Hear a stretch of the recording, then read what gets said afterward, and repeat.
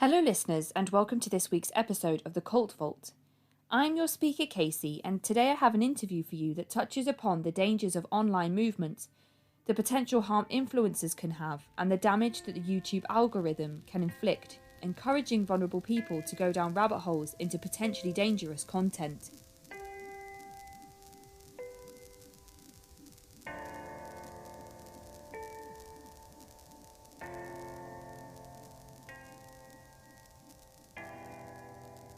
For anyone who missed my update episode, I am soon going to be going on maternity leave. During this time, I will only be uploading weekly interviews and re-releasing old episodes from the early archives of the podcast. The conspiracy episodes will unfortunately go on hold, and I will only be releasing Patreon content of deep dives, but not exclusive interviews. This will only be from June to the start of September. But for now, let's continue as normal and get into things. Here is this week's interview with fellow content creator, Andey. Hi, Andey, and thank you so much for joining me today. I am really honoured to have you here on my show. As a fellow content creator, you have your very successful YouTube channel, Andey the Fellows, where you discuss skepticism, the New Age, spirituality, and a lot of stuff about cults. So I was very excited when I found out that you would be interested in coming to chat with me. I know that some of the stuff we're going to talk about today is going to be new territory for me, but I've watched enough of your content now to know that you are basically an expert and you're going to give me so much perspective on this subject. So would you like to introduce yourself to the listeners? Yeah, well, thank you for having me. And that's a hell of an introduction. I'm going to have to try and live up to that now. But yeah, I mean, I'm making videos on cult skepticism and making sense of life after New Age spirituality as a former New Ager and member of an online sort of pseudo therapy cult. That's sort of how I describe it. But yeah, my interest really is making resources for people who are where I was, years back. People who are thinking about leaving a cult or leaving, sort of having just left a cult, trying to figure things out. And with all sort of or with all this spiritual stuff in their head and looking to make sense of life, that's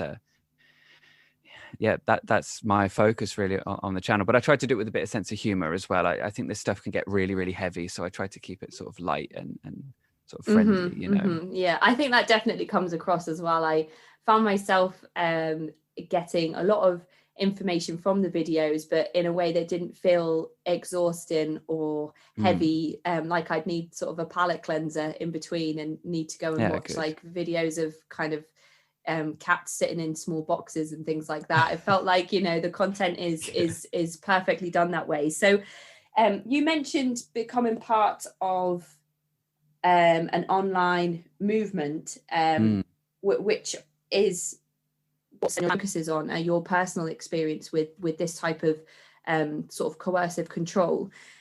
Could you just tell us the name of the movement and a little bit about the practices and principles? Yeah, so really, I suppose I should just make a distinction between New Age spirituality as a movement and Teal Swan as a leader within that. And then Teal Tribe or Tealers following Teal Swan. This was all stuff I was involved in. When I talk about the cult, I'm talking about Teal Tribe followers of Teal Swan, which I believe is a cult. And I'm always very clear about that, because I think something very important when we're talking about cults is that we encourage people to think, critically and make their mind up on things themselves when it's in this kind of an area where, this is an online cult, and it doesn't look like what you think of when you think of a cult. So I think it's important to encourage that. But as far as what it is goes, it is all sort of centered around Teal Swan, who is a YouTube content creator, self-help revolutionary spiritual catalyst. So she's had all these sorts of titles over the years. She's got a new one every couple of years, but essentially what she's doing is she's giving people sort of spiritual teachings and psychological ideas, sort of psychological truths, if you like, with her sort of spin on them. And people like me find them on YouTube, and the way that they're done, I would say, creates a dependency on Teal. The way that Mm-hmm. these videos are made, the way that she positions these ideas, creates a bit of a dependency on Teal. So people continue to come back for more and more of what Teal's saying, Teal's Mm-hmm. ideas each week. She makes these videos every week, and then they become part of the community. And slowly but surely, over time, your personality begins to change. You become part of this sort of tribe, and all of the sort of things that you see in how people change with cults, they do happen here. But of course, because it's online, and this is one of the reasons that I'm really glad that we're talking about this now, is that often people don't consider online cults to be a possibility, Mm-hmm. because Mm-hmm. they do work differently, you know. But now with QAnon and things like that, we're starting to see how this can, um, these big movements like this, the way that this works is different though to an in-person cult. I hope I've got my point across there. Sort of went off in 100 Yeah, different yeah. directions, but No. I think that yeah. that does give us a really great summary about sort of the figurehead at the top of this kind of Mm. pyramid, so to speak. Um, what kind of content would I expect to find if I was to look up her content right now on YouTube? What sort of themes are explored in her content? So right now, I think you would see, based on what I was seeing yesterday when I was having a bit of a look again, is that she seems to be pivoting now towards sort of bro sciencey. You know, you see a lot of this sort of alpha male kind of stuff where people are telling how the right man is, the right woman is, sort of pop psychology stuff. That was the video I saw yesterday. But she seems to be pivoting towards more psychology now, whereas going back a few years, there was much more spiritual stuff in there. There was much more sort of talk about your soul being from a different planet and you incarnating on the earth to have this experience and that experience, and the law of attraction and stuff. So and this is the thing I have to try and be clear about when I'm talking about Teal, is there's so much. You can talk for hours and hours and hours about this and never really scratch the surface. So it's hard to know where to start. But right now, she seems to be focusing a lot on psychology, and she tends to lace like spiritual ideas through that, universal truths through that. You know, Right. yeah. And there was some controversy around her content a while back around the almost suicidal ideation that Mm, she was considered to be promoting on her channel. mm. So some of the listeners may not know the name Teal Swan, but then may kind of recognize some of the things that she has been in the media for because of this controversy. So I didn't know if you could briefly just talk us through what happened there and why she was under such scrutiny. Yeah.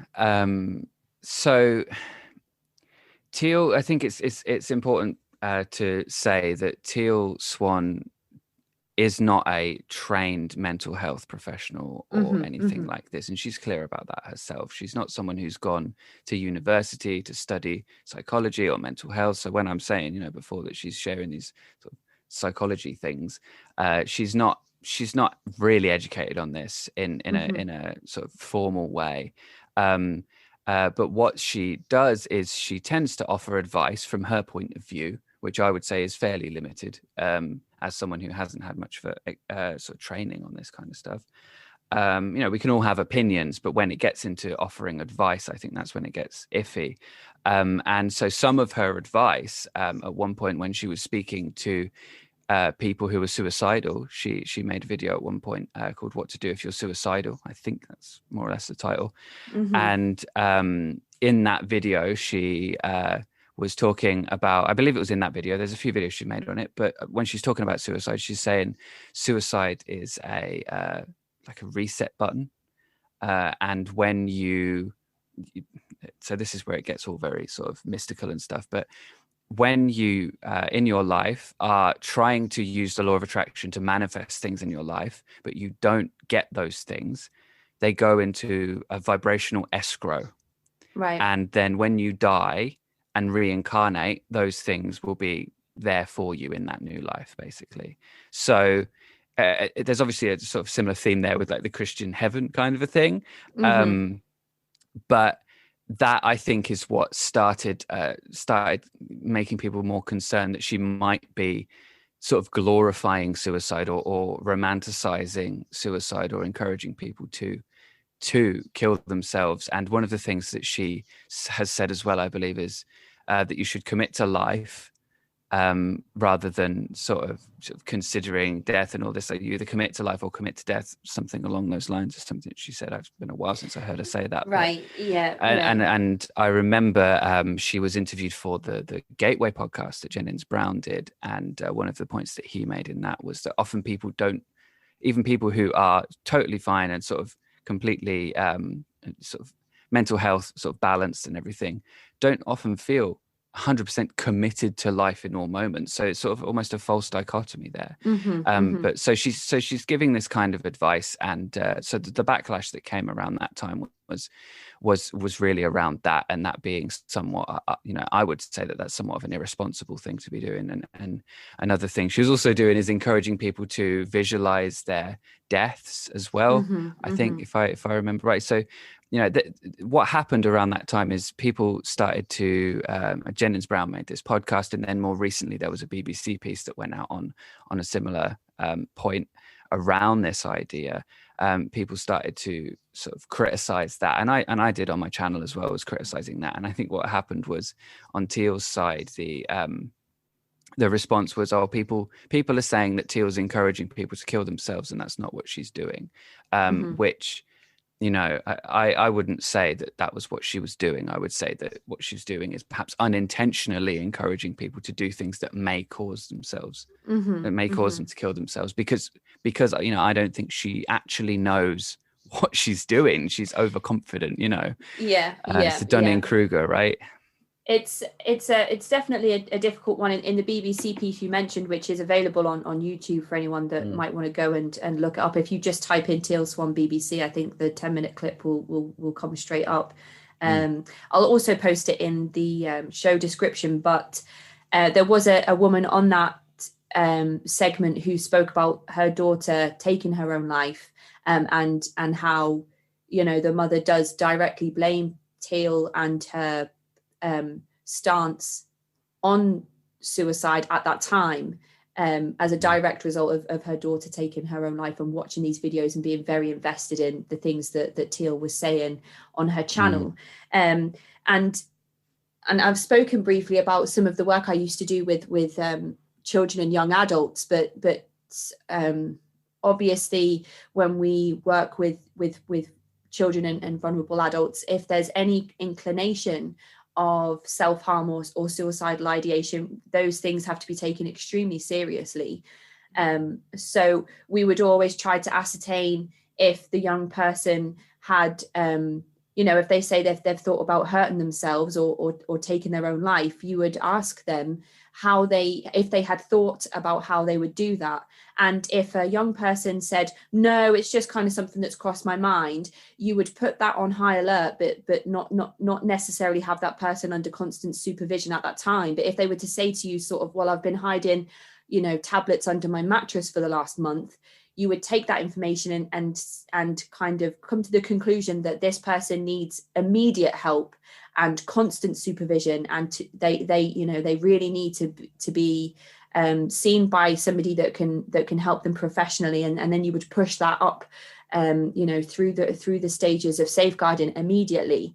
And I feel like when I heard about Teal Swan telling people to visualize their own death, it's almost giving them that tool of taking them to the next stage of maybe not just having the thought cross your mind, but really solidifying how you would do that, what methods you would use, and then taking the steps and measures to put those things in place, like things like tablets under the mattress, or however somebody might think about those things. So when I heard that, it was taking me back to kind of the work that I did with children, and how susceptible and vulnerable people are when they're in those frames of mind. And And that, yeah, it was hard to listen to, but you mentioned in some of your videos that you did with Telltale Atheist, who also has a lot of incredible content on cults um and Teal Swan as well, actually,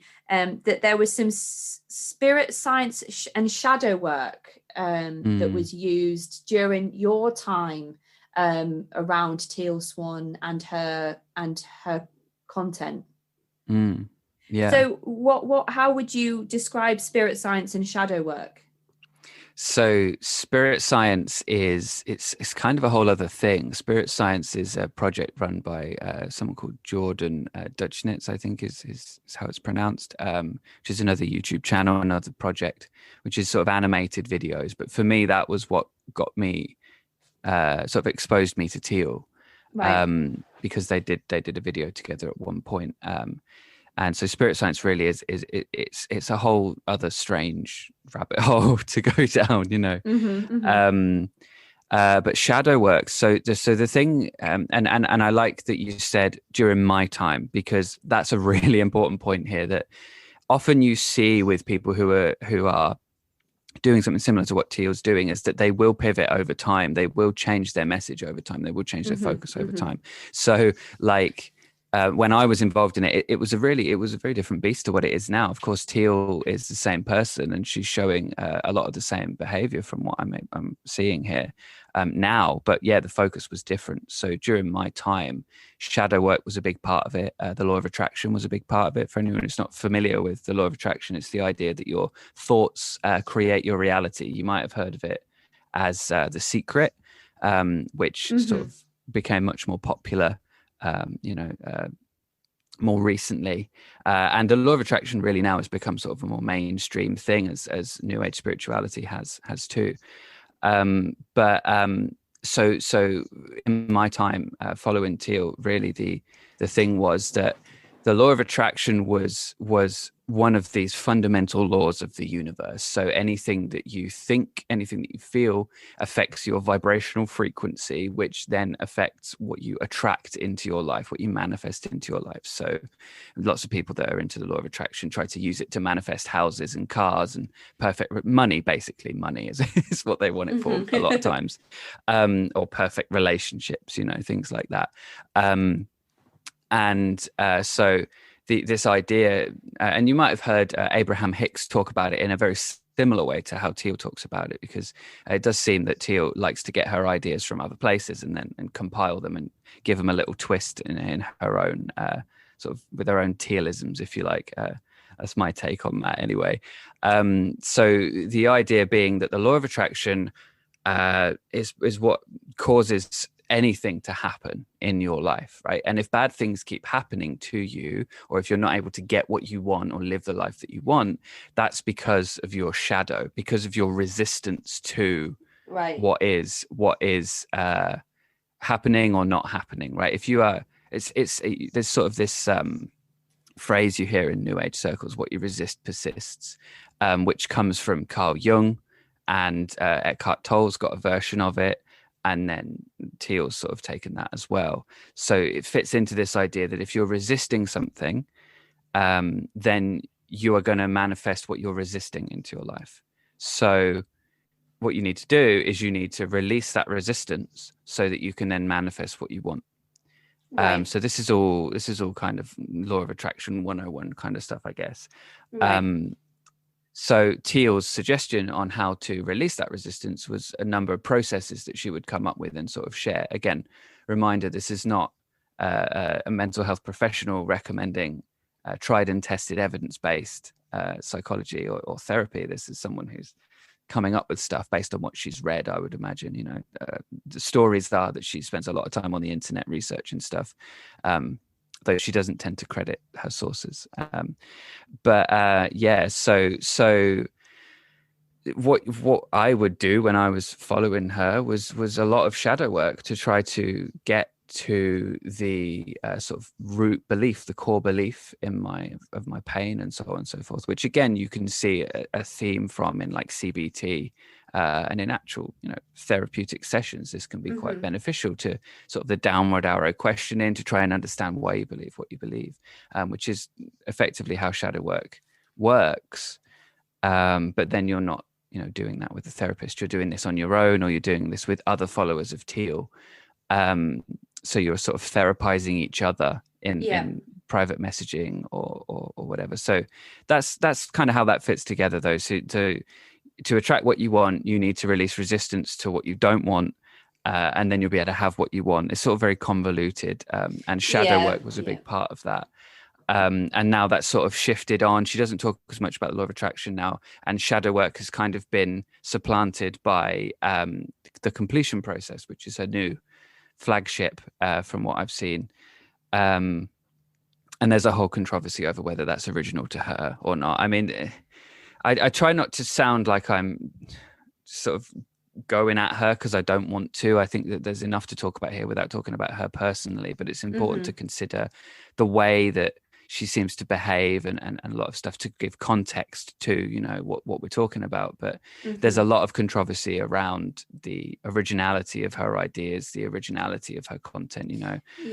I reckon she back when I was all spiritual and stuff, I came up with some like a quote that I put on my Instagram, which then apparently she seems to have nicked and put on her her Instagram later. So there's a lot of this kind of potential plagiarism from alleged plagiarism, I should say, with this kind of stuff as well. I mean, it gets in some, I would say, can go in some really trashy directions at times, unfortunately. But I try to stay away from that side of things when I'm talking about this on the channel, because yeah. Well, one of the red flags in everything you've just said there, just to pick one out of the many things that we could discuss from everything that you've just said, is almost it sounds almost like you're being encouraged to relinquish control, and that is so dangerous when it comes to thought reform and indoctrination, because if you're practicing how to relinquish control, where does that stop? We could do it on a basic level for health and well-being, negative thoughts and feelings, but where does that stop if you're kind of in this closed circuit community, like you've just explained, sort of messaging each other constantly on the internet, watching Teal's videos, becoming further and further involved in this closed circuit where you're all therapizing each other. Where does that relinquishing of control end, and where do you retain your seeds of doubt and things like that? So that's what I'd be really worried that if I was to practice something along similar lines, I would end up eventually not questioning things that I should question, and just going along with ideas and ideologies that somebody else is telling me is that's what's right, and not questioning it. So that's a bit worrying. But you mentioned briefly as well. Sorry, you go. I just want to add to something you were saying there. I think something that also just sort of emphasizes what you were saying there really is, in this group as well, you're kind of the way that this shadow working thing works is that any resistance you do have to something, any problem you have with something, tends to be the cause for that tends to be found within the individual who's having that problem. It's so if someone or something is happening that is hurting someone, or is it's damaging someone in some way, then through the process of shadow work and through this sort of ideology that does tend to be held by the people in this group, it's sort of like a victim blaming thing, if you like. It's like, if you've got a problem with that, that's because you have resistance to it. Very little, very rarely is it the case that it's said that, oh, maybe there's actually something wrong with that. Maybe actually there's something that all humans would have a problem with there. You know, it's very much driving into the individual's Hmm. personal issue and the insistence that it must be something in your shadow personally, not something that actually you have a problem with for positive reasons or for Yeah, the reasons of boundaries, for example, you know. And of yeah, course, yeah. yeah, of course, Teal's likely to contradict herself in talking about boundaries there and saying about how you should set boundaries. But she also talks about how skepticism is the belief that the positive belief that something is wrong or something like that. And you can see that in a video on skepticism, the belief that they know what is wrong or something along those ideas. So she sort of belittles skepticism as well. A lot of this is sort of Hmm. going back in my memory now, so I'm trying to like pull this stuff out. Sorry, but No, it's fine. It's yeah. fine. And something I found really interesting that you mentioned previously was two things kind of stitching together. Is that you mentioned that some of the content that Teal is releasing seems to be going down sort of almost the alpha male route of ideas, and Mm, I wonder, and especially with the kind of almost kind of encroaching on plagiarism. There's the Canadian clinical psychologist and professor of psychology, Jordan Peterson, whose videos have mm, suddenly become extremely popular around all of those similar themes.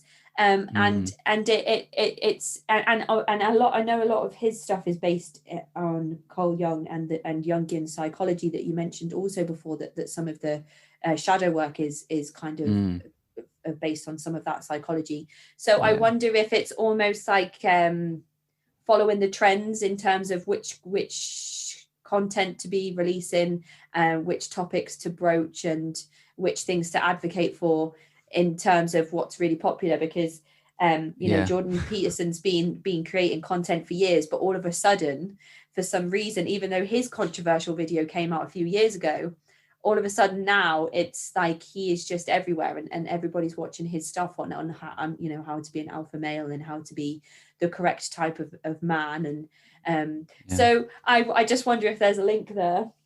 I think absolutely. I think this is something that I've mentioned on the channel a few times, but I haven't really found the place to go into this in depth. I don't think so. Maybe this is the place, you know. In talking about this, I think that whenever you look at New Age spirituality, it is a stone's throw away from alternative medicine and alternative health and stuff Hmm. like that. It's a stone's throw away thereafter from anti-vax sentiment, but Right. it's also a stone's throw away from this kind of men go in their own way thing as well at the moment, which is odd to me, but it is happening. And I think that when you look at a lot of the ideas in New Age thought, they do predispose themselves towards conspiratorial thinking, towards this sort of dichotomous male female energies, which you see a lot, which came from Gerald Gardner, I think, the founder of Wicca, talking about male and female, masculine, feminine Hmm. energies and that kind of stuff, and that's become a mainstay in. Or at least he had an emphasis on it. Perhaps he didn't come up with that one, but there was an emphasis on that, which popularized that in those circles. And so that has kind of carried through into New Age now. So you can see how if there's a focus on a person's masculine energy and a person's feminine energy, and how this person has more masculine energy, this person has less masculine energy, and so on and Hmm. so forth, Hmm. that is sort of like fertile ground for a conversation about what is more masculine, what is more feminine, and then that Absolutely. can Yeah. set you up for these kinds of conversations. So I think in a similar way that, for example, within New Age thought, there is very much the idea of Illuminati back when that was the main conspiracy theory, right? The 9/11 truth times, right? Hmm. When in those times there was this sort of covert anti-Semitic conspiracy theory thing prevalent within New Age circles. You see in like Thrive documentary, for example, that's kind of touched on a little bit there, and then you see it in Zeitgeist as well, touched on a little Hmm. bit Hmm. there. These are all sort of adjacent to these sorts of New Age ideas, and So nowadays, when you look at the new age, you also have to look at conspiracy theories. You also have to look at anti-vaxxers and natural health and alternative health and try to figure out whether any of that, there's any grains of truth in any of that.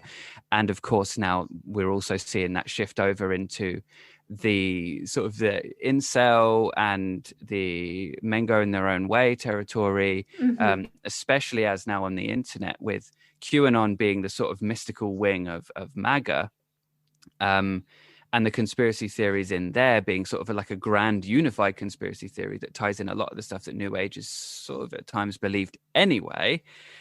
It's all linked. It's one conversation. It is one thing to really be looking at. It's just facets of a larger picture here, I think. Definitely a connection. I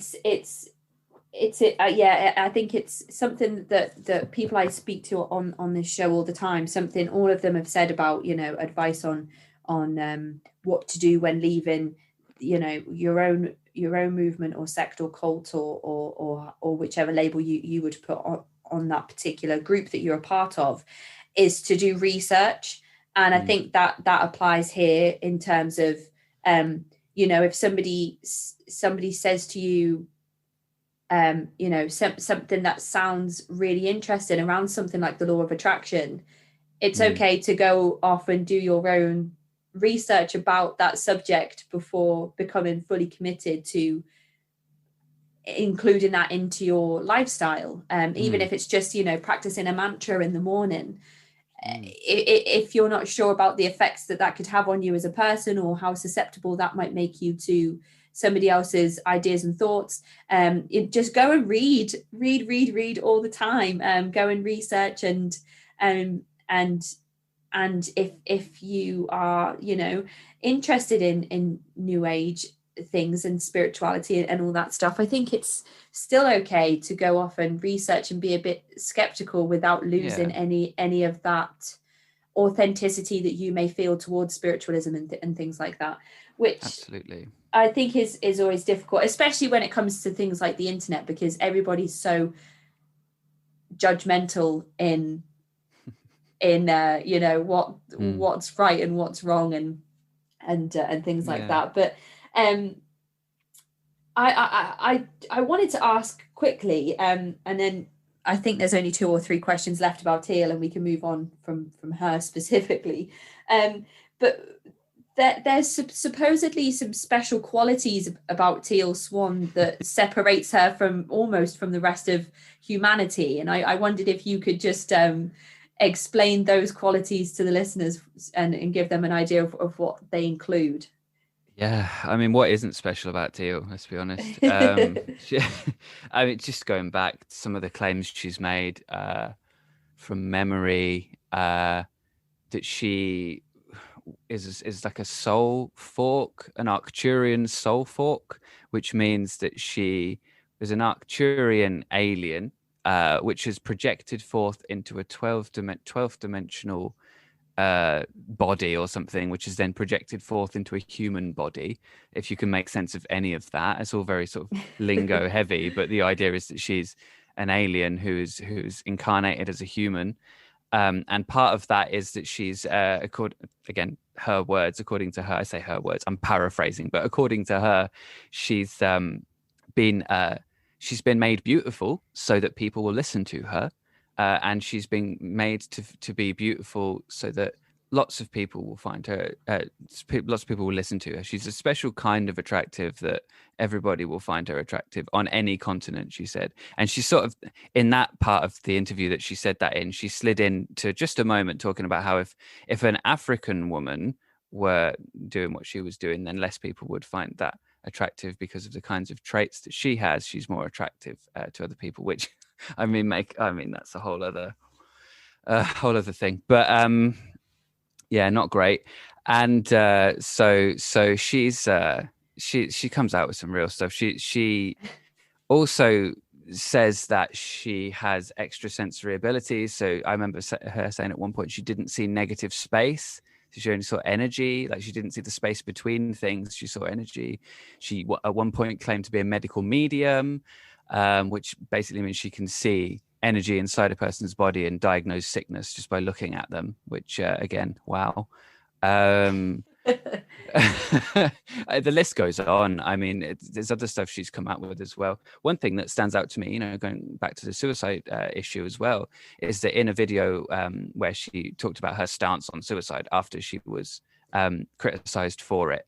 And I think this was after I started talking about it on the channel as well. So she, in that video, said that she personal experience with suicidal ideation, and also she has extrasensory abilities, which makes her uniquely qualified to talk about suicide, apparently. So she's the very, exception to the very rule in that case, strange. I guess.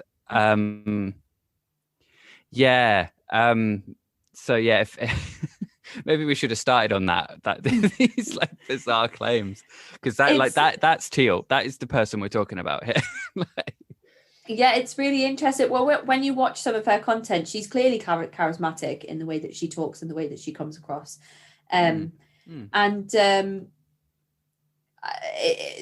when you get into the alien side of things, she sounds almost like I don't know if you've heard of Love Has Won and the I have heard of that. Yeah, because I'm getting Amy vibes. Well, not when I watch Teal's content, but I don't think it's as open book as Love Has Won in terms of their ideologies and beliefs and practices. But when you say it like the way that we've just explored it, that gives me Amy vibes. And Amy is the leader of Love Has Won, and believes that she is going to transport all of her devout followers to a higher plane somewhere off this planet. Brilliant. So those themes are similar. They almost could be the same person. But I think what's interesting with Teal, though, from what you said there about sort of the ascension to the higher dimension and all that stuff, first of all, that rings a few cognitive dissonance bells, in the sense that the original studies on cognitive dissonance were studying a group very similar to that. But I think also something that's worth mentioning with Teal is that Teal seems to have, and I again speak from my personal experience here, she seems to be able to desensitize people to the difficulties of doing the kind of work that she's suggesting people do. And she sort of tells people that, in a way, that the sort of message comes across that that if it's hard, if it's difficult, if it's painful, well, that's what healing's like, and that is to some extent true. Healing's not always, rainbows and butterflies, but she seems to emphasize that this doesn't end. There is no end to this sort of integration of your shadow and healing process. So in an interesting way, she's not promising some utopian high dimensional existence after this, although she does have a thing with sort of mental health, the mental health field being improved and humanity waking up and becoming more conscious and this kind of a thing, which is again a new age theme. But I think it's interesting that when I was involved in this, and I've seen this from other people who have also left, mental health diminishes significantly. Like the quality of your mental health, the stability of your mental health diminishes significantly while you're following what she's doing. I speak from my experience there and from what I've seen from other people who've left. And then when you leave and you stop doing the processes and you stop believing a lot of what she's saying, somehow depression is easier to handle if you had it before, or it's actually not there anymore because you didn't have it before, and this has perhaps caused it. In my experience, that really set off a lot of my mental health issues, which were to some extent present anyway, but not really something I was struggling with. It sort of exacerbated things for me. And then when I left, I felt a lot better. It was like a weight had been lifted, but I was now dealing with extra stuff that I hadn't necessarily had to deal with before, in anxiety and depression. Obviously it affected my relationships with my family. I didn't talk to my dad for like a year because I came to believe that he was a very, very bad person, because a lot of Teal's processes that I was doing at the time led me to believe that in a sense he was to blame for the problems I was having and the difficulties I was having. So I began to see him as bad, and that wasn't the only influence. As to that, I was going through a lot at the time, but it certainly set up the possibility for me to withdraw from him a little bit. We're much closer now, and I see the truth of who he is now a little bit more. You know? Yeah. I made a note there to go back to that and ask about how things have changed since, if that wasn't something that you mentioned. So a lot better now. How did you find yourself within the ranks of Teal Swan? What was your journey like leading up to finding her videos and becoming sort of involved in her work? Well, I started to get interested in spirituality when I was studying music at college, and I was reading about Buddhism and Taoism. I was open to these kinds of ideas and exploring them a little bit. And then in 2012, I moved out of home from my mum's to a flat with my girlfriend at the time, which I wasn't really ready for. And when we talk about cults, we talk about a change in your life being a part of what may make someone susceptible to this. So that was part of a change in my life. I left home, moved out. I wasn't really ready for that, but my girlfriend at the time wanted to do it. So I was like, well, let's do it together. We always talked about doing it together. So let's do it together, So I did that. And then later that year, a close friend of mine died. And that kind of threw me. I'd never lost anybody before. I didn't really know what to do with the grief. So I sort of turned, I sort of closed myself off a little bit from life a bit at that point, and started to watch just documentaries on YouTube as sort of escapism, and I was watching all these ancient aliens things. I think I was a 9/11 truther before that, but I started to watch more conspiracy theory stuff and ancient alien stuff on YouTube, and sort of exhausted that when YouTube's algorithm was a bit more of a baby. At that time it wasn't quite what it is now. It's always got something for you now, hasn't it? Ancient aliens. Have you considered white supremacy? But yeah, so I was kind of watching all that stuff, and I exhausted that. And then I went onto my Facebook and I said, has anybody got anything like this, sort of alternative history, if you like, stuff? And someone who I'd known from college recommended Spirit Science to me. And so I watched, I think, everything on the main Spirit Science channel within about a week or so, which I think was only sort of 22 episodes, maybe 11 episodes. I can't really remember the exact number, but I watched them quite quickly. And these are videos. There was a human history movie which talks about Atlantis and Lemuria and all of that kind of stuff, which was like an hour and a half long, something like that. And then there was all these shorter episodes. I watched all of that, and then I found, I think on that channel, the Spirit Science Teal Swan collaboration video, which I sort of mentioned earlier when we were starting to talk about this. That was where I found Teal. And so then I started to watch her videos. And the thing is with Teal, this is when you watch a Teal video, if you do, and I don't recommend it, but if you do and you're interested in looking into this, what you'll see, I think, is that, as you mentioned earlier, Casey, that this is somebody who is very confident, very charismatic. Yes. She comes across like she knows what she's talking about, This is someone who seems to have everything figured out on face value. She makes sense of more stuff than many other people that you talk to or watch on the internet, and she seems to talk about how everything sort of connects in sort of a big picture, the vibration of this and that, and any sort of a topic Teal could probably go off on and give you a bit of a speech on. So I sort of found in that certainty that I was looking for. And I think that this is true of a lot of people who are going through a change in their lives, who find a cult, is that it's like a relief in a way. It's certainty, it's security, it's doing something for them. And I think this is something that when we talk about cults, we don't talk about as much. We talk about how the leader's bad and how the group's bad and stuff. And yeah, but we also, I think, can consider what makes one person more susceptible than somebody else. And I know in my case, while I may have been susceptible anyway, just because of the kind of person I was at that time, this made me more vulnerable to it. I was struggling with grief, I was struggling with my mental health, and I was going through that change in my life where moving home and starting to be more self-sufficient in the world. And there's a phrase Eric Hoffer uses in his book, The True Believer, the burden of liberty, which I think is exactly how I was feeling there. It was the burden of liberty. What do I do? How do I deal with this? And Teal came and was like, here's an answer. And that was sort of how I found myself there. And it kind of went on from there.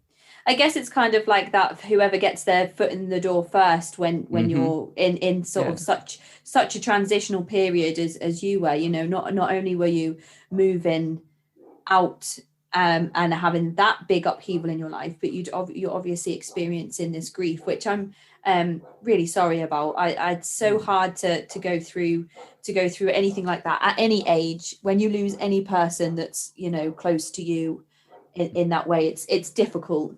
But with all the other things involved at that time as well, it's kind of almost like maybe you would have found Amy from Love Has Won first, and that could have been the thing that spoke to you at that time. Exactly. Could have been anything, couldn't it? Yeah, it's and it's hard to know exactly what those things will be, but I was just talking about this in another episode just yesterday. It doesn't matter if a person has a low IQ or high IQ or a strong will or a weak will, or however you want to sum up that person, whatever boxes you want to put that person in. Any person on the planet can be brought into these types of high controlling groups. When somebody says who can be indoctrinated, the answer is anybody. And it just takes, you know, 2 or 3 different things coming together, like what you were experiencing, for that to be the case. So you find Teal's videos, and how does your involvement or commitment grow in terms of you know, watching a few videos and then becoming sort of completely consumed by Teal Swan and her followers? Yeah, well, I started watching her videos all the time, really. It was started off with 1 or 2 videos, and then it was all the videos I could find, all the content I could consume, interviews, videos on her channel, videos on other channels, you know, everything that I could find. I was just sort of you know, consuming all of that, eating all of that up. And then I realized at that point I started to parrot a lot of it back, because, you know, whenever you read something or you watch something, you start to integrate that into your way of thinking, into your way of sort of approaching things. And usually that can be harmless. That just makes you a bit more of an interesting person to have a conversation with, right? But other times, when the content or the information that you're taking on is predisposed towards certain perhaps more destructive things, then that can affect you in other ways. It can cause different things to happen. So I think what was going on for me at that time was that I became somewhat intolerable for people that weren't also interested in this stuff. And I started to say all these things, and people didn't really know what I was talking about, I think, because I was talking about the law of attraction and energy and vibration and star seed and, you know, indigo, this and that and all the rest of it. And so I think, and I did a video about this on my channel where I use screenshots and stuff from Facebook posts at the time. And you can see how the more I start talking about this kind of stuff, and about how, you know, in 2012, there was going to be, you know, an awakening moment or an ascension moment or this and that, which I don't think was a Teal specific thing. I think that was sort of a larger New Age thing. Right, yeah. I started to, I started to alienate people. You can see in the responses to those Facebook posts, less and less people from my old life, from my life before Teal, that were sort of involving themselves in my day to day. And Yeah. so then I started to throw in, I think at that point, as I was realizing there were less people around, less people to sort of be in touch with, that was when I think I found Teal Tribe. And I'm not sure exactly on all the dates there, but that was a Facebook group. It's no longer there in the exact form that it was during the BBC investigation. It was taken down by Facebook. Right. But in the form that it was there, it was quite large and growing even until Facebook took it down. But this was, back in 2012. I think 2012 was I think it was then. Again, all my dates are like there, but I think it was the end of 2012 that I was involved in this, and I found this group anyway. And I suddenly now I'm around all these other people who are watching Teal's content, who are approaching things in the same way as I am now, because I've taken on all this stuff, which is again predisposed towards developing a dependency on Teal and seeing things in a very totalistic way. It's very all-consuming, this kind of an ideology, because if you can pull out the carpet from underneath someone, if you tell them that everything in life is down to your vibrational frequency, your thoughts and your feelings, and if you can convince them of that, and then you can convince them that you're the one that knows how that works, then that permeates everything in your life. So, absolutely, yeah. And then you've got unlimited like followers at that point, where who isn't looking for those answers, and who doesn't want those things, and exactly. That's where the charismatic leader comes in, and that's where it's problematic in terms of like anybody who's seeking for anything, whether it's wealth or perfect relationships like you mentioned before, or how to deal with grief, bereavement, transitional periods. If somebody says, well, I have the answer to all of those things, like where does that stop in terms of how many people will begin to follow that person? Yeah, exactly.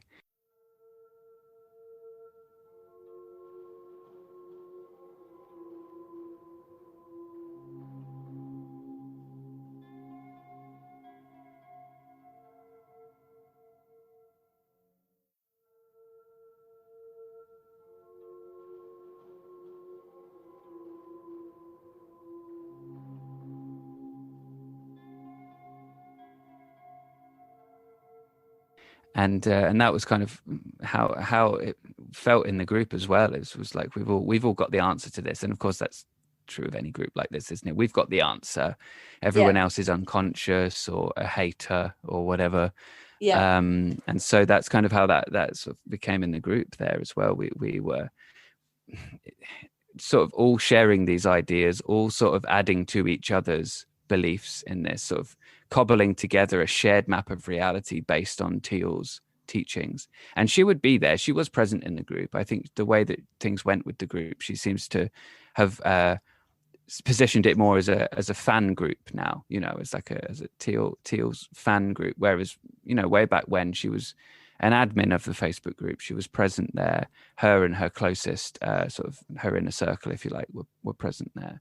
Right. And would occasionally come along and stir things up a little bit, saying the odd thing here and there. I say that makes it sound like she was causing trouble. I don't think she was really. But yeah. That's I say causing trouble. I would say she probably is causing trouble, but conflict within a group she wasn't causing. Right. Yeah. But yeah, just to clarify that point. But yeah, I don't want to go off on a tangent, so I'll just let you. No, and there was one point where you mentioned that some of the inner circle members had paid for you to attend a workshop. Yeah, well, it wasn't her inner circle members that paid for that. It was other Tealers, other rank and file, if you like, that had paid for that. So and still to this day, I think that's quite a beautiful gesture. Yeah, absolutely. Yeah. But that was in 2014. So I got involved in 2012. My whole life was sort of turned upside down again in 2013 and 2014. And in April 2014, I went to a workshop in London that she was hosting. And before that, I'd sort of been couch surfing across the UK because I'd given up the flat that I was living in with my girlfriend at the time. We'd broken up. Teal's advice was what sort of encouraged me to break up with her or to start that process. To be fair, it was probably a good thing we broke up. But even so, Teal's teachings did have a hand in that. Right. And then I ended up, after that sort of couch surfing and staying with other people I'd met through Teal Tribe. I then was in London going to this workshop, and I'd run out of money because I'd spent it all traveling around. And I was just at that point say, well, I'm here in London, I'll see all of you and I won't go to the workshop, you know. And then a few people said, well, I'll have a whip round and we'll get the ticket money for you, which, you know, lovely of them to do that. And so I got into the workshop, and that was an interesting day, to say the least. I think if anyone's seen the Oh No, Ross and Carrie episodes where they went to a Teal workshop and they really break it down, that will give you some idea of like the atmosphere, the vibe and stuff. But it is interesting. It is it's a vibe, but it's not anything out of the ordinary or particularly like dancing around and singing songs or anything. It's very much like Teal's on stage, all eyes on Teal. Let's all just watch Teal do. It's just therapy with people in the audience publicly, pretty much, which, as you can imagine, is quite an experience. And I think it fits into the confessional mode, really, of how cults work. You know, the idea of someone coming up and spilling their heart, you know, pouring their heart out in front of a whole audience, and then Teal telling them what to do and how to fix it, and making all sorts of assertions about what's really going on for them that they don't really realize. In a sort of, it's very, it feels sort of like a one of these TV sort of things, like Jerry Springer's almost. Yeah, I am getting televangelist vibes. Yeah. Right. Yeah. It's as well as what you just said there about the confessional side of things. You know, once you offer that information up to somebody, if it's something that is what you believe at that time to be the root cause of your depression or anxiety or difficulties in everyday life, as soon as you offer that information up to somebody, it's almost like it belongs to them now, and they have that power over you because you've given them that vulnerable piece of you and you've asked them what you're supposed to do with it.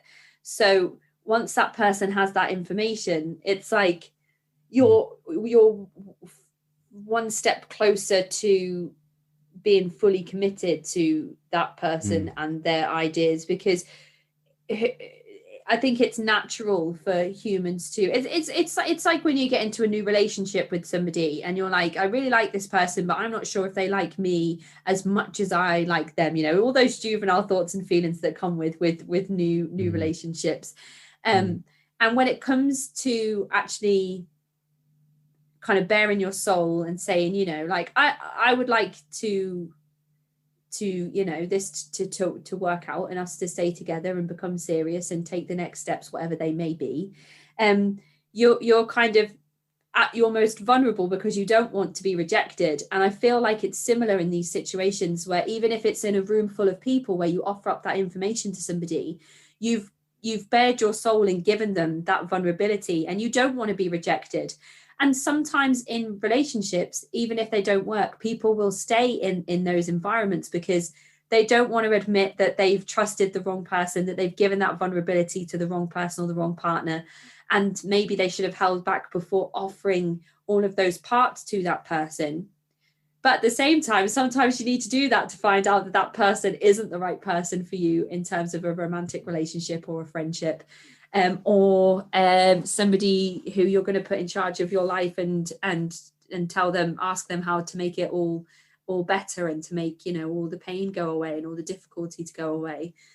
So it's hard because that's almost what therapy is. You know, you go to your therapist and you bear everything to them, but then obviously they're professionally equipped to give you the tools that you need to mend the things that are difficult and the things that hurt, which Teal doesn't have in a professional capacity. Of course.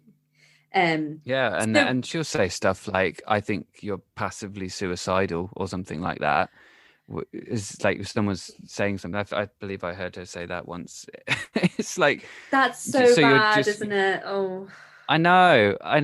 Where to start with that? It's. But I always say on this show, you know, what I've said a number of times, I don't want to sit here and armchair diagnose, because I'm not a professional and I don't have the qualifications or capacity to be able to say, well, he sounds Of like course, he yeah. had bipolar, Mm-hmm. because that's not fair to say those things. And if that person, even if the person, maybe if they weren't, and so if somebody came up to me and said you've got the traits of somebody with paranoid schizophrenia, I'd start thinking, oh really, well maybe I do, maybe I need to go Mm-hmm. and see somebody or speak to somebody.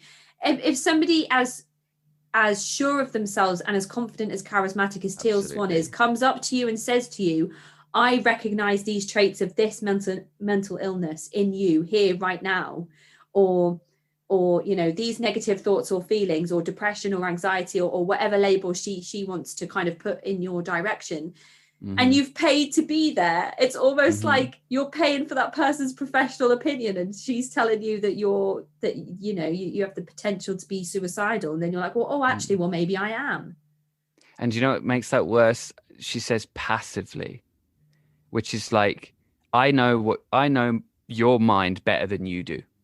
And then you go back to the things that she said before about being, you need to be committive in this life, you need to make commitments, Mm-hmm. and you're either committing to life or committing to death. So if you're passively suicidal, you're basically sitting on the fence, which is everything that she is Mm-hmm. against, because she's saying you should Mm-hmm. be one thing or the other. So yeah, I mean, to pick apart statements like that, we could just sit here all day. I just Yeah, I don't know, that's very, I feel like that's a very dangerous thing to be saying to somebody. And absolutely. then you Absolutely. mentioned that you would start parroting some of the phrases and videos and ideas that you know, once you'd gone. I've drawn a little diagram here which I which I can't show you because my camera, but it says rabbit hole at the top, and then Yeah. there's loads of arrows just going down the page, and at the bottom it says QAnon. And I think what I was thinking about that is each arrow is kind of one step further Mm. into you finding Teal. So you started with things like, you know, Buddhism and Taoism, and then there's the ancient Mm. aliens, and then it's like one step further, one step further. Once I Mm-hmm. finish Mm-hmm. one thing, what's the next thing for me to jump into? And it's kind of going deeper and deeper and deeper into this rabbit hole until you find yourself like in the fold of Teal Swan. And I Yeah. feel like that is so similar to what has happened with the online phenomenon, which is QAnon. And the only reason, you know, I always go back to this is because it is the perfect example of an Mm-hmm. online cult that has torn families apart and caused so much damage, and has the potential, which we've seen in the rallies and stuff leading up to the inauguration, is the potential for offline harm. Mm-hmm. So any of these movements that share these qualities and similarities and characteristics, I think should be compared to one another. And you mentioned in one of your videos that your social media posts began to sound like cue drops because there was a load of rambling with provocative leading questions at the end. Um, Mm. so do you think that Teal Swan and the work that she does has similar patterns or characteristics to QAnon, with sort of the online hive mind aspect of things? I think so. I think that what we're looking at here is a modern version of the classic cult. I think that this is fundamentally very, very similar to how, traditional cults, when you think of cults like, Rajneeshpuram or the People's Temple or any of these kinds of things, you see sort of the stereotypical idea of a cult: people in certain clothes, acting a certain way, speaking a certain way. But now in our modern time, we've got the internet, and so many people spend so much more time on the internet. The level of disillusionment with society, the frustration with society, is increasing more and more and more, and ever more so with the pandemic and everything that's been happening recently. And then you add to that people having more time on their hands, Mm-hmm. with something like QAnon, of course, people are going to get red pill, and I think that when you look at Teal's thing, it is very similar. That and I think you highlight a really good point there. Is it is a very similar process that you find. You go onto the internet with a question and an incomplete skepticism. And I say incomplete because it's one thing to go, I wonder what this means. I'm going to double check. I'm going to fact check this and that. But if that doesn't also include a consideration of the motivations of the individual that's written the thing, then you can start to you can start to go a bit wrong, if you like, with what you're taking as fact. It starts with a question, for example, what to do when you're suicidal, or how does the law of attraction really work, or something like that, right? And then you find a Teal Swan video, and then because Teal knows what she's doing with YouTube, and this is just good YouTubing, her videos link to other videos. Now I have to say, I've never seen anybody link to quite as many videos in one single video as Teal. I've seen her do 3-4 links in one video before. And what she'll do is she'll start to explain a concept, and then she'll say, to understand more about this, watch my video on X. And then in that video, she'll start to explain a concept, and she'll say, to understand more about this, watch video Y. And it will go on and on. So you never fully, and this is something with ethereal ideas as well, is that in order for them to be appealing to an extent, you have to not be able to quite grasp them, Yep, your glass is never full. You always feel like you're kind of, or you're trying to get it to the top, but it never quite gets there. You never get that full level of fulfillment. And I think that plays in really nicely. I say nicely in terms of admiring this as a terrible, terrible thing to do to a human brain. I think it fits in quite well with the, Teal being an authority. Well, she seems to understand this, but I don't. So I need to go to her to get the answers on this, And of course, the fact that it's most of it, especially when you're talking about the law of attraction, is unverifiable as well, which makes it even more ethereal, even more appealing to people who are grappling for some sort of something ineffable, something that can make their life have a bit more meaning or make a bit more sense. Yeah. And also very similar to QAnon in the sense that those things are unverifiable. And then you say to somebody, well, this has been fact checked on the news, and then, well, you are the news, and it's like every piece of information or fact to dispute what somebody is saying around anything to do with QAnon, then just comes back with, well, you are the news. So then how is there ever that rationality or where is that base for conversation? If the answer is always, well, they don't want you to see the truth. And the only reason I went back to QAnon there specifically is because when I go onto the QAnon casualties subreddit and read, some of the stories about people who have lost touch with parents or children or grandparents or aunties or uncles because of their affiliation with QAnon and their kind of disillusioned ideas, they start off doing things like watching documentaries about ancient aliens, or reading things about the Clintons, and then kind of finding one article that leads them to another article that leads them to another. And before you know it, this person has spent hours and hours and hours on the internet going down a similar process to the one that you've described, that you went through, until they find themselves at the peak of almost being at the peak of saying, well, the Clintons do this, they murdered babies and drink their blood and eat their flesh, and Trump's going to do this and he's going to save the world and he could never do anything wrong in my eyes, and Pizzagate and Wayfair and all of these things then all start coming in. So then it goes from kind of maybe believing in ancient aliens or maybe believing in the lost city of Atlantis to all of a sudden being consumed by all of these conspiracy theories that you then believe to be completely true, and with Trump as the sort of godhead figurehead of the entire movement. So I feel like maybe with Teal Swan it's on a smaller scale, but the characteristics of the process on how people arrive at her content seems to be quite similar. And for her most devout followers, it almost sounds like the same rhetoric from a Trump supporter to a Teal Swan Tealite, or however you described them earlier. Tealer. Tealer. So I don't know. It's worrying, because where does the restriction come from if you're in bed unsupervised as an adult, which I saw a meme earlier actually that I was telling my partner about, that made me laugh, because it said, I don't understand adulthood. All of a sudden, you're just constantly unsupervised. How is that allowed? And I was like, that's so true.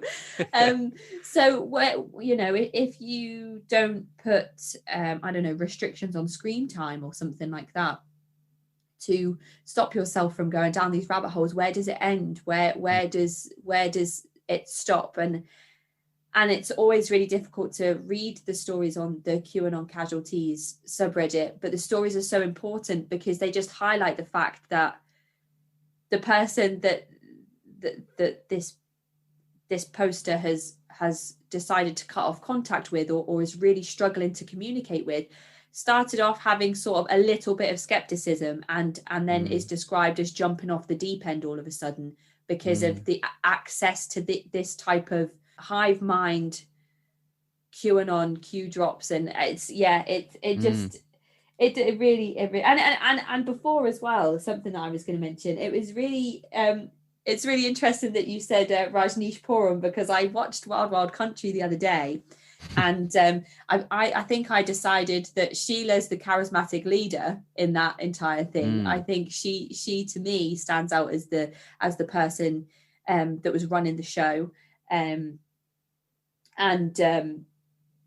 when she was approached and asked if she had instructed one of her followers to inject Osho's doctor with something that would kill him, she just laughed and said, haha, is that what you people think, when we'd just seen somebody testify saying I stabbed the doctor with the needle under Sheila's instructions. And then I watched Teal being interviewed by somebody, and they said, you're being accused of glorifying suicide. And she laughed in exactly the same way that Sheila did. It was almost a snore. And then she said, is that really what people think? And I thought to myself in that exact moment, that's the same type of gaslighting that Sheila used when she was asked up front if she had instructed somebody to commit murder on her behalf. So when Teal laughed like that and kind of blew it off, to me that sent red flags in terms of not taking responsibility for what you think you probably have done, which is to glorify suicide in one way or another. But what happened at what happened at the peak of your involvement to make you kind of take a step back and say, hang on a minute, something is not right here? How does it go from sort of the workshop up until the moment you decide to leave?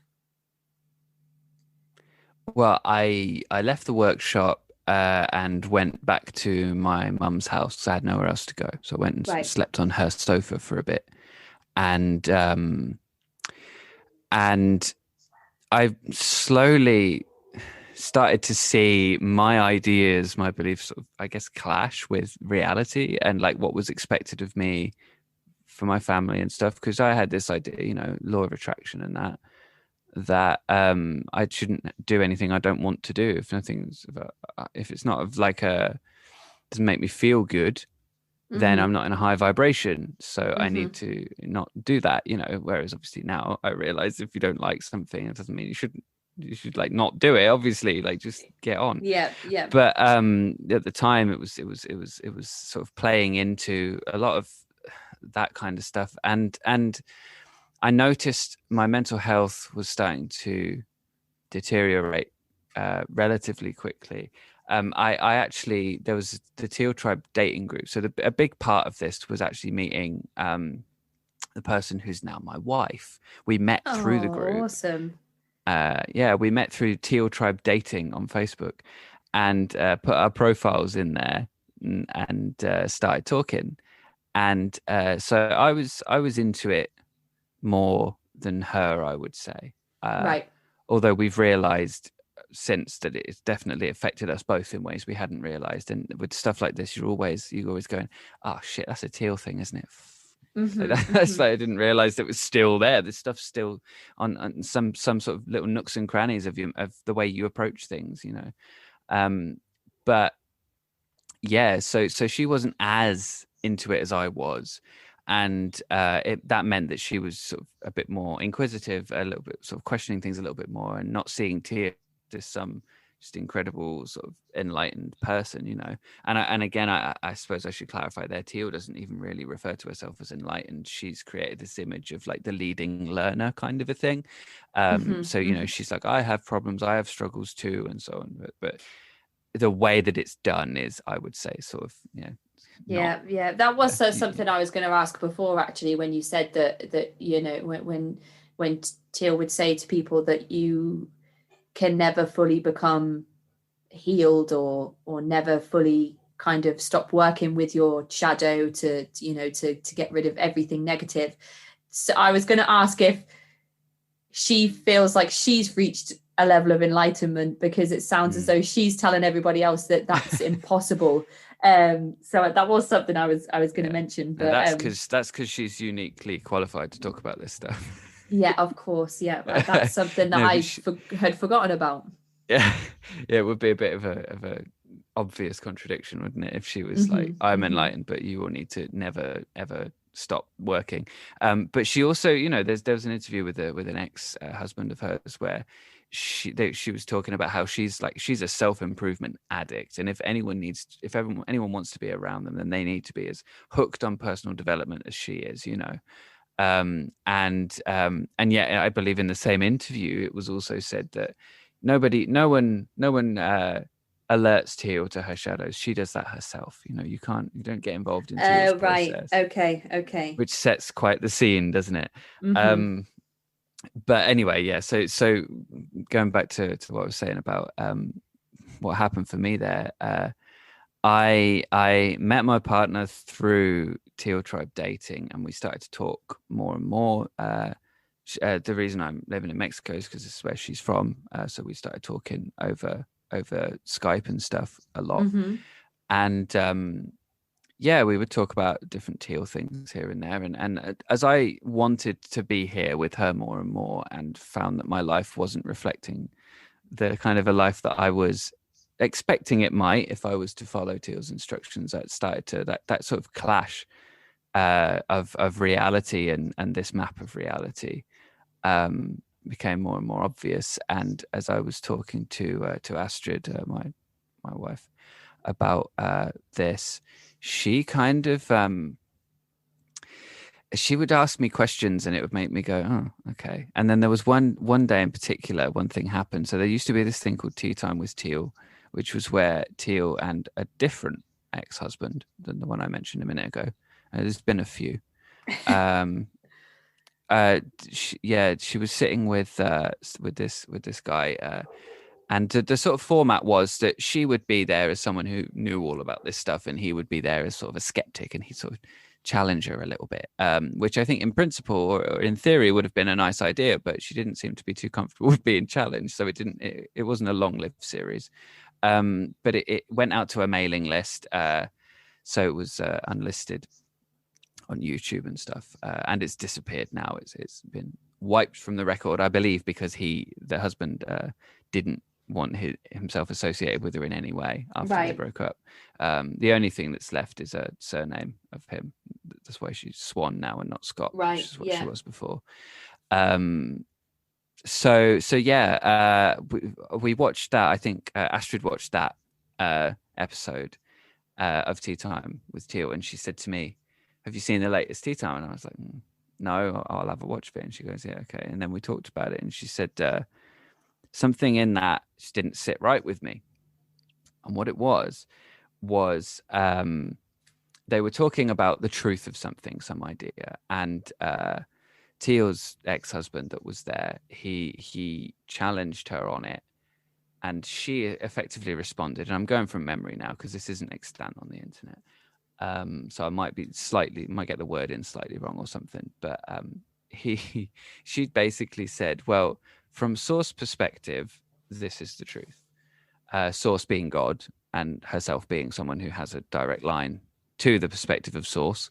Right. So she sort of disagreed with him, but used the weight of her access to God's point of view to bolster her claim to truth, basically. Okay. And that made Astrid sort of double take and kind of go, hang on a minute. And then we would we sort of talked about this a little more, and I was thinking another thing that Teal also says about Source is that Source's perspective is all perspectives. Source is sort of is everything. We're all Source incarnated, right? So every perspective is Source's perspective in some sense, right? So there's an inconsistency there. Her point of view is more right on account of it being in alignment with Source's high perspective, and yet his, also Source's perspective, is wrong. Mm-hmm.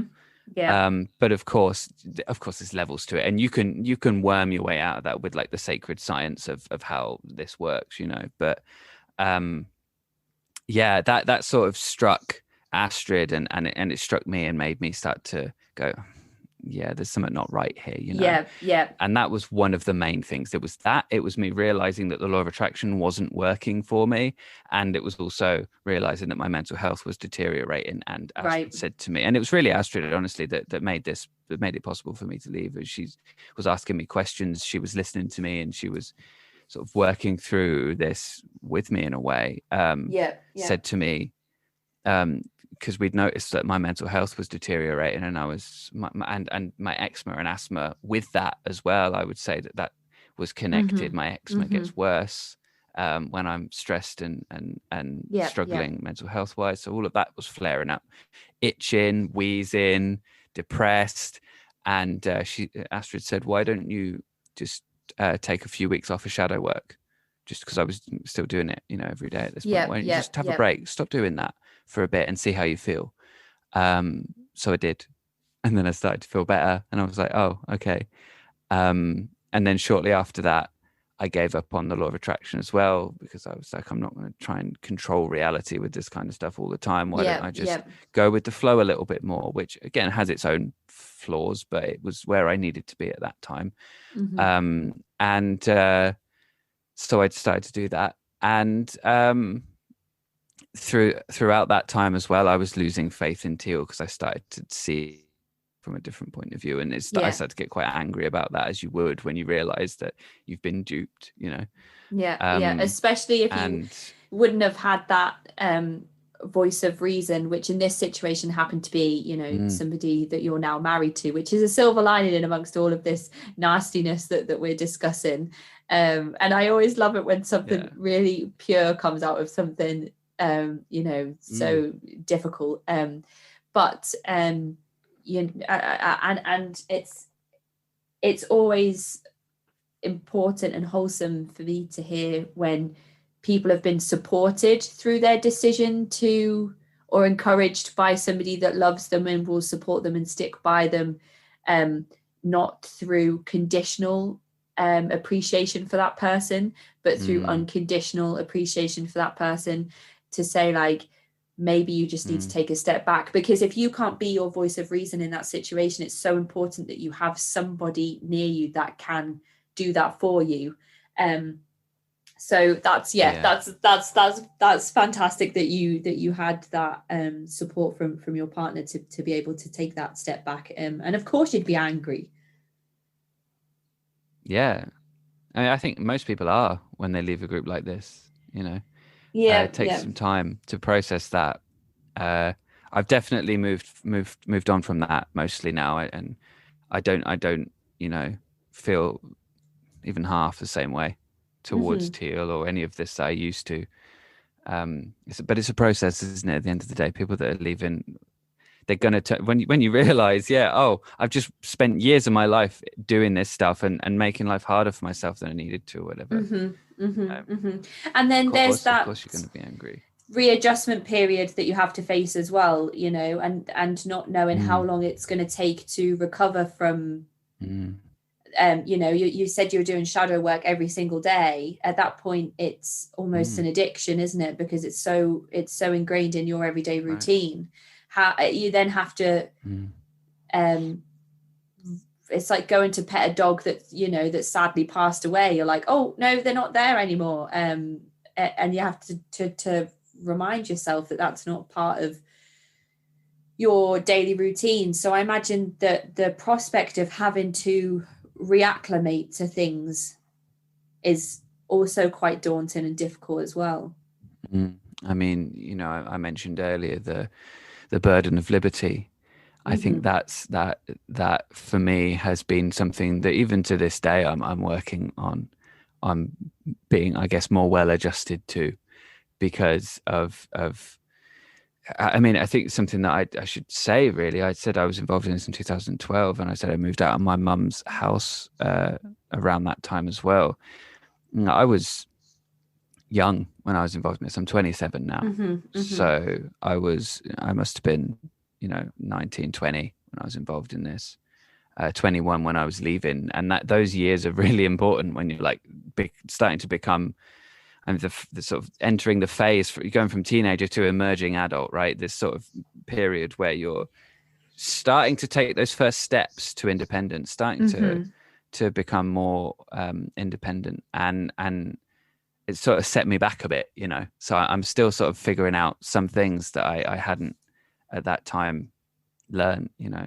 And I reeled for years, even after leaving Teal. I reeled for a few years and got into other sort of spiritual stuff and lost myself in that too. And yeah, it's taken a long time to start to get to like functioning in a semi normal, healthy way, I think, you know. Right. Yeah. I just wanted to give a mention to something that I read, which is available for anybody to read. And we were speaking briefly about Stephen Hassan before I started this episode. Anybody that's listened to a number of these episodes will know that it is Stephen Hassan's bite model that I often refer to in terms of, you know, ascertaining the level of control a group might have over its members. So there's been a bite model analysis of Teal, Swan and her content and her followers that you have written. And I believe you wrote it with other members who have also been involved and moved away from her. Is that right? Yeah, I had some help. I put most of it together myself, but I've had some help from some people who were also involved. Yeah. It's extremely extensive, and it includes quotes and references and all sorts of pieces of information that you know, it's not just somebody's word of mouth. It's backed up with information and links and stuff. So that's I'll include that in the show description. But it's bitemodelanalysis.wordpress.com/teal-swan. I'll also share that on my social media posts when the episode comes out, in case anybody would be interested in going to read it. It's very interesting and very extensive. But one of the things I read in that bite model is that one of Teal's devout followers was removed from her sort of inner circle after sharing something that that kind of disagreed with Teal's teachings. So if I've got that right, it would appear that there is a lot of information control when it comes to how people speak about Teal and her work. Yeah, I think if I'm remembering this sort of the same thing that you're talking about there, I think that was someone who was removed from Teal tribe rather than the inner circle for sharing something that was deemed to be something that one of Teal's haters had written. And in this context, haters are, I guess, the equivalent of like Scientology's SP. Like suppressive person. Haters, I would be a hater and I would be an apostate, because I've spoken out against Teal, and I don't like her personally now, apparently, which is reductionist at best. But I don't think it matters whether you like her personally or not. no, it doesn't. But well, to us it doesn't matter, but to Teal, I imagine it matters very much. Right. But but yeah, it's if I remember in that rightly, what that was someone who shared an article in there of someone that was saying something I think that maybe Teal has disagreed with openly in the past or something along those lines. So in terms of information control, I think one of the obvious obstacles that when you're running sort of an online group like this and you want to control information would be that the internet is just a vast sort of repository of just all kinds of information, right? And you can't control it all. You can't stop people looking at stuff. But what you can do, and I would say that this is something that Teal does do, is disparage things that disagree with what she says, belittle things that disagree with what she says, and again, that sort of ties into when she's talking about things. She'll say, if this is happening in your life, then it can mean that you will get sick with this thing, or if this thing's happening in your life, then it's going to cause this problem. And so it does ramp up the importance of doing and what she's saying, even though she doesn't overtly say do what I'm doing. So, and I think the reason I say that is because talking about the bite model, one of the brilliant ways that Owen Telltale explains this is that if you shut down someone's access to information, they'll start to reach out in other ways. So the bite in bite model, behavior, information, thought, and emotional control, if you try to control someone's access to information, then they'll start to think more critically with the information they have, right? The reason I say that about Teal is that she's, and again, in a way, I would say pulling out the rug from underneath people and getting them to think about the information they do have in certain ways, which means that they tend to agree with what she says and disagree with what other people are saying. So in terms of information control in the group, in terms of thought control in the group, I would say, based on what I've seen, we're looking at people are somewhat allowed to dissent as long as they don't disagree with Teal explicitly. Right. And so what, pardon me, a good example is that when someone's talking in there about vaccines, about whether they were going to get the COVID vaccine, I believe someone sent me a screenshot of this. They were talking about COVID vaccines and, are you going to get it? Aren't you going to get it? There was a discussion in the comments there about that. But what would probably happen is if somebody was to post something in the main body of the post in the group explicitly disagree with Teal, then that would be probably attacked by Tealers and possibly taken down. And if this person continues to disagree, continues to be sort of a dissenter, then they may be removed. But again, it's right. They're somewhat patient on that. It's not like, oh, you disagree, you're out. There's an opportunity to come and fall in line, But yeah. From what I've seen, that's the case. So information control is a tricky one though. Anyway, on the internet, but again, like we were mentioning with QAnon, when we it's not so much that they don't have access to other information. It's that the way that they perceive that information has been altered now by what they currently believe. And it's not policed in any way. It's not fact checked. It's not, I don't know. It's just, you could just go and read somebody's science fiction script and think that they were talking about events that are happening over in Norway, and then take that and run with it and be like, well, you'll never guess what's happened in Norway. There's alien ships over there, and they've come to take the ice. What do they need ice for? That's what it feels like. I'm just gone completely off there, but that's what it feels like to me when I'm reading all of these statements on Reddit about the types of things that people are believing. It feels like they've just gone off and read somebody's like fictional work and come back and said, no, it's Yeah. gospel and you cannot change my Baked mind. it. I will Yeah. die before I change my mind. Um, so what do Yeah. you think, what has your life been like since you made that decision to stop doing the shadow work, move away from Teal Swan and her work and her practices, and reacclimate to life? Obviously, you've moved now to Mexico. You're with your wife, and Mm. what was your journey? Kind of moving away from Teal Swan, and how did you get to where you are now?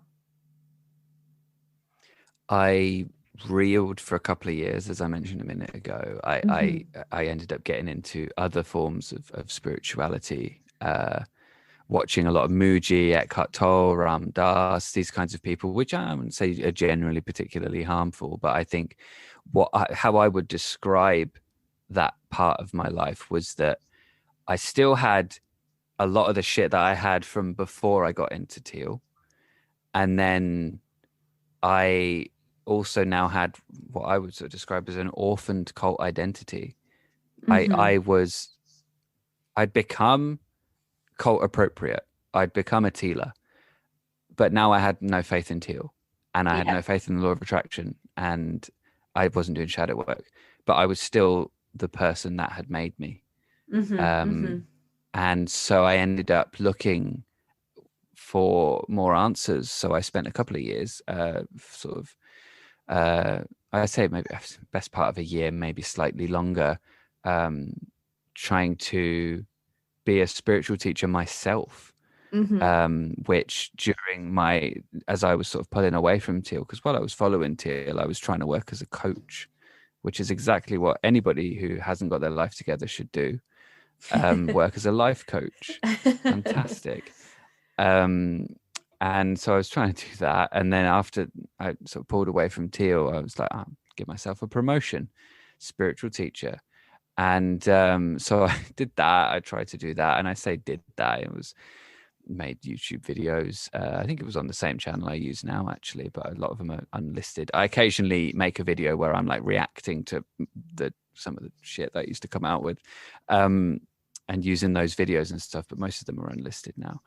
And yeah, it was I was it's still very difficult to be around for quite a while. I realized that now in hindsight. And then after that sort of process happened, I remember being challenged by someone who said that I was like the blind leading the blind, and that was like a wake up moment for me, because it Right. was almost like I finally gave myself permission to realize I didn't have a clue what I was talking about and what I was doing, and then I sort of softened on that, and I said, right, well, I'm not going to be a spiritual teacher anymore. Give up that mantle.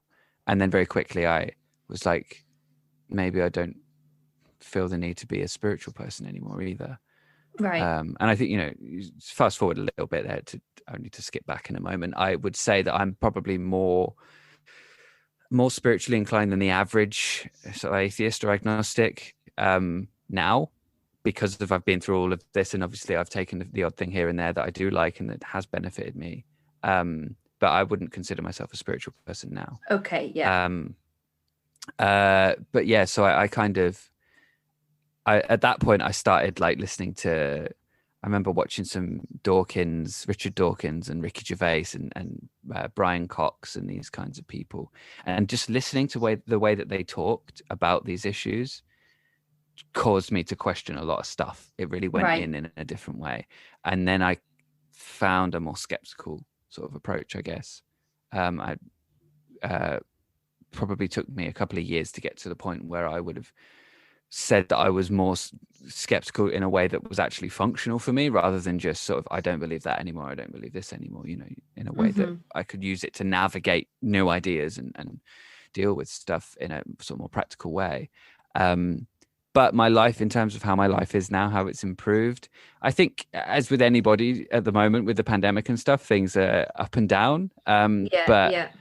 and we're currently between homes because we've had some stuff we needed to sort out where we were living before and all that kind of stuff. But my relationship with my wife and with my family are incredibly good, very strong Good, amazing. relationships. We've got 2 cats who drive me up the wall. Oh wait, Um, is one of them called Ned? Ned, Is yeah, that Ned and right? Tam. Yeah, the Yeah, cult of Ned. I saw your t-shirt in your video and I thought yeah. that's awesome. That's so awesome. Yeah, I mean that goes back to a joke from the channel before because Ned just kept popping up in the videos, and there was one point where he got into the habit during the winter because it was very cold of putting his face into.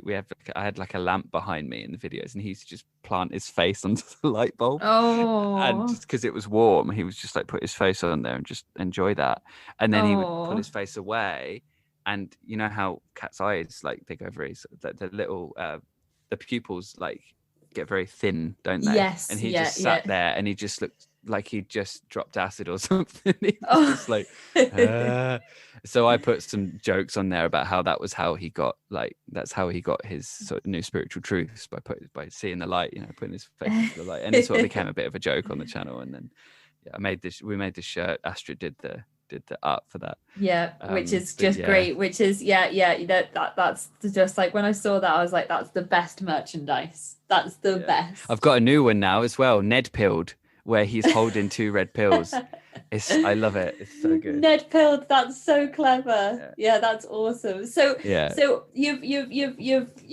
rebuilt your relationships with your family, which is just so good and so important. And you mentioned that Yeah. you were on a Zoom call with your family just before we started talking. So obviously, even though you're living Yeah. further afield than where they are, you've still got that connection, and that's great. You've got your wife and your 2 cats, so you've got your family there and your support network. And then there's your Yeah. channel as well, Andey the Fellows. It's Andey, Yes. Andey. For anybody that wants to go and have a look. You've got almost 5,000 subscribers, which is amazing. It just Yeah. seems like your content is, as I said before, it's easy to digest. It's super informative, but it comes with that kind of little that's that edge of humor that's not disrespectful in any way, but just keeps it light enough to kind of digest the information without feeling like totally bummed after listening to it and being like, well, that was Yeah. super heavy. So Andey the Fellows, definitely for anybody that wants to know more about these types of subjects, which you must do if you're listening. Go and check out that YouTube channel because it's great. I've had a wonderful time leading up to this interview, just listening to some of the content and watching it. I think it was the one on I messaged you about it. Is it Twin Twin Flames. Yeah. Flames? I was laughing at your false advert at the start of the Twin Flames advert. Yeah, we do have fun on the channel. The funniest bit, I was laughing at the bottom where it said excludes true love. I was laughing so hard at that part. It definitely keeps it light, but keeps it informative. So everybody should go and check that out. And I think you're just a testament to the ability to be reeled in through grief and transition into an online movement or group that might have these kind of cult like methods of control or coercive thinking, but come out of the other side of it and be okay, rebuild and be in a better place than you were before all of those things happened. So I think it's so important for anybody listening who has been affected by these types of online groups that are appearing, to know that there is the potential for family members or for yourself, if you are a person that is kind of involved or wrapped up in something similar to what Andey's described today. There is the opportunity to break away from that and rebuild, and come back to something better. Andey mentioned that that he just had a 2-week break from the shadow work that he was doing and the support from his wife, and was able to then take those small seeds of doubt that started to pop up and run with them, And yeah, I suppose the last question I have, Andy, before we finish, is to ask you if there's any other advice you have for anybody who might be in a similar situation, or have a family member or friend who is in a similar situation to the one that you found yourself in. I tend to give Stephen Hassan's advice. I try to avoid giving advice. At the beginning, you said I was an expert, and I thank you, but I don't refer to myself as that. I'm gone. I've had an experience, and I'm just trying to sort of share some ideas on this. But so I do try to avoid giving advice. But one thing that I do tend to share from Stephen Hassan is that if you have someone in that situation, or if you're in that situation yourself and you're starting to question it, or you want to sort of maybe leave, try to protect your relationships with the people that you love, that you care about. You know, if you've got someone who's in this kind of a thing, maintain your relationship with them. That's the most important thing, I think, at the base of all of this, because that is what will help. That is what will get them out. You know, as we've said here, for me, it was my wife just being there and listening and trying to understand where I was coming from and asking questions in a non-threatening way. And that's really important. That's another thing Hassan talks about as well, non-threatening questions.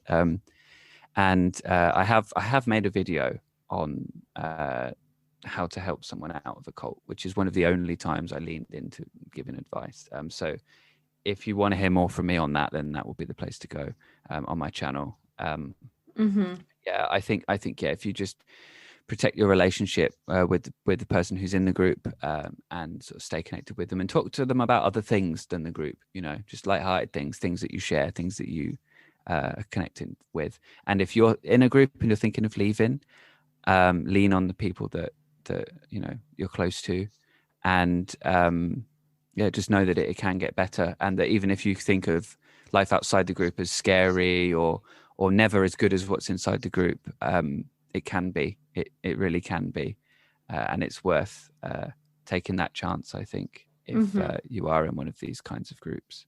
Because you won't realize how bad it may have been until you're out and you look back, actually, as well. That's something oftentimes. That's a great piece of advice. Just take the leap of faith. Just take a break if you like. I did, you know, just a little bit of time. No commitments to going back, but also no commitments to staying, to leaving. You know, just well, I don't want what I'm saying there. No commitments to staying or leaving, but just a short break, maybe.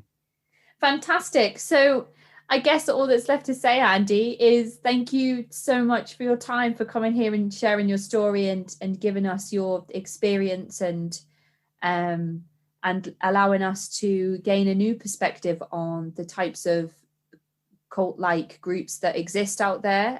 I think this is the first time I've spoken to somebody extensively who's come from sort of more of an online background and perspective, and it's been really exciting to discuss you and your channel and the content that you're creating as well, which I know some people will be extremely thankful for, you know, just advocating and highlighting these things that are potentially dangerous to other people. So thank you so much for your time. Thanks so much for having me.